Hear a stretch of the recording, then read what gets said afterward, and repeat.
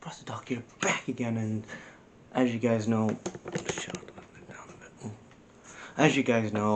that today there's been a shit ton of releases today, and I looked on Twitter and I saw this whole thing with Billie Kay. Like, she got released. I was kind of pissed about her getting released, and then I see SAMOAJOE gets released, and I look at some of these people. Vince, why did you have to release these guys and girls? Like, these guys have families to provide for, and you've got to actually have them not wrestle for 90 days. Okay, some of these wrestlers you wasn't doing anything with, and you could possibly cut. But the fact of the matter is, you cut Billie Kay. Like, she was actually developing a character at the Royal Rumble.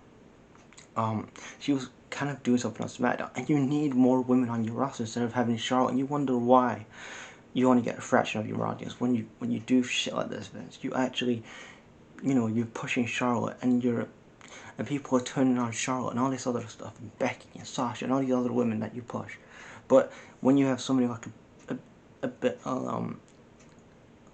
Billie Kay who can actually be a good character, who can actually be a good heel, and can actually get over, who was getting over the audience, that you actually cut her and you actually sabotage her and say, oh, she's not ready.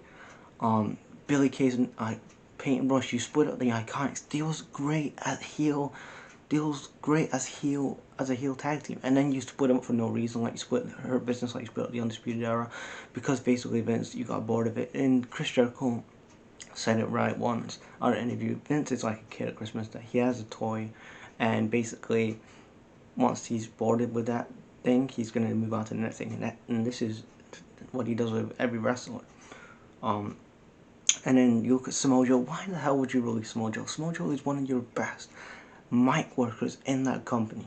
He is one of the most underrated mic workers and one of the most underrated storytellers in WWE, in my opinion. And he should have been world champion at least twice in the company. He should have been He should have been world champion in 2017 and 2018. But Vince McMahon didn't want to pull the trigger and actually have SAMOAJOE as world champion. And if you did it now, Vince, it wouldn't matter, because it should have happened in 2017 when SAMOAJOE was your red hot heel. He was going against Brock Lesnar. And he should, in the summer of 2017, you should have actually pulled the trigger at SummerSlam 2017 where he should have been world champion. But instead, you have to keep it on Brock Lesnar. Whatever. And then you put him on commentary, and then he does WrestleMania. He actually sits through WrestleMania. He does commentate WrestleMania for 2 nights. And then after that, you just cut him 4 days later. He's an independent contractor, Vince. You made the most money you've made in a pandemic year, Vince. But you say these guys are independent contractors, but they're going to be exclusively signed to WWE and all this other bullshit you come up with, Vince. And say this thing about Twitch and Cameo. You take all the profits on Twitch and Cameo, and these wrestlers cannot make any money because obviously the WWE are not doing any house shows because of the pandemic, so the other wrestlers need to do third-party ownerships like Cameo and Twitch to actually make some money.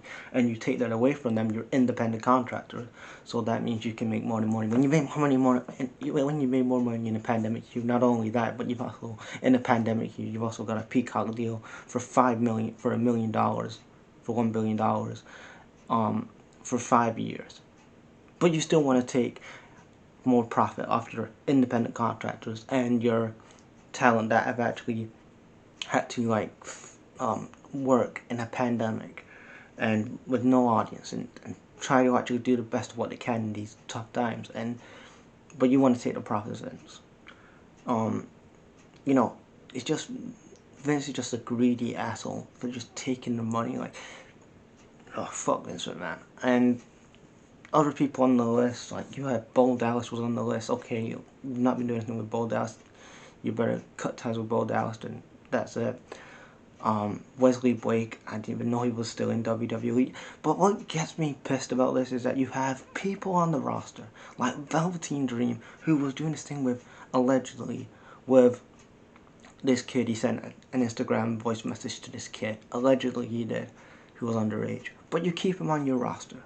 You keep him employed in WWE, but you cut SAMOAJOE, who was actually a professional, who did nothing bad in the company, didn't diss the company, didn't actually mock the company. He was just actually doing his job as an independent contractor and going to work and doing his job. But you keep Velveteen Dream on the main roster. You keep Velveteen Dream employed in WWE after the shit he's done with allegedly with his kid and whatever.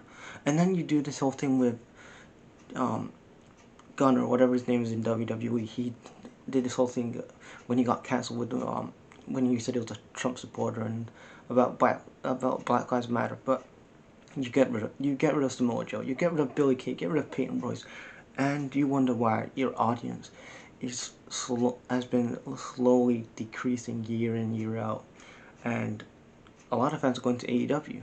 Now, people are going to bash AEW, you know, it's indie fed and this and that, but the fact of the matter is, AEW is the best wrestling company out there right now.